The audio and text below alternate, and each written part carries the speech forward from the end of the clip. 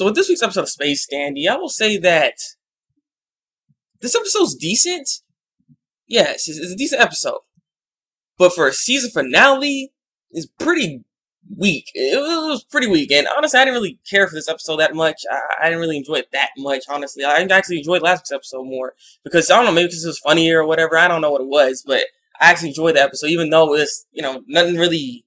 It was predictable. It was predictable. It wasn't nothing groundbreaking or uninteresting to really think about. You know what I'm saying? Like, this episode didn't really have too much to really think about at all either. And I don't know, it just wasn't really... Yeah, I don't know. I didn't feel it that much.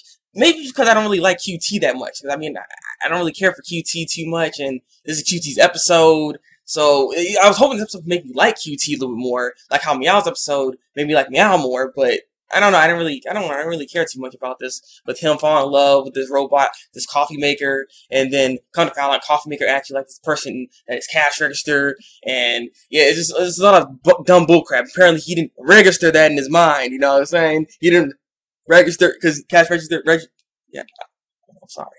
Who brought the corn tonight? And so with this episode, you have QT facing off against this big gigantic robot, because these robots, wanted to kill the humans, because the humans dispose of robots when they have too much emotion.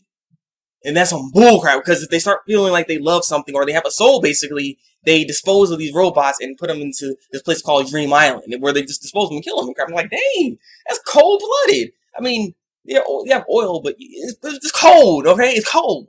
And so we had the whole, like, mech battle thing. I'll say, like, the animation, again, the animation never fails. It never really fails. This episode's animation was really, really solid, very, very clean and everything. QT ends up getting all extra big because of Dr. Jill's mistake, because he's trying to make some machine, like, we've seen this before, honestly. You made a machine, messes up, some big old explosion, energy flies into a planet, and then boom, something happens, and it happens all the time. It's like, this is nothing new. Like, that's the thing about this episode, too. It's just, you've seen a lot of this stuff before, so I don't know, I just wanted something different. You know what I mean? I don't know how y'all felt about it, but I don't know. They could have done a little bit more to make this a lot more enjoyable, a lot more entertaining, something. But it wasn't a bad episode. Like I said, it's a decent episode.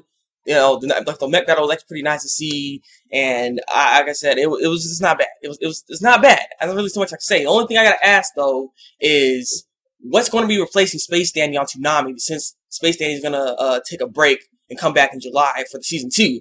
So that's like 2 months of a break here. So what's going to replace Spēsu Dandi until that time frame? Because I didn't get any information on what will we be replacing it. So if you guys know, leave comments down below and tell me, because I'm curious if you guys found anything or not. I want to know what's up. You know, I want to know what's going on. But yeah, again, the animation was on point. I like the soundtrack for this episode here, because they had like auto-tune voices and stuff, like try to sound more robotic. So I like how they did that. But yeah.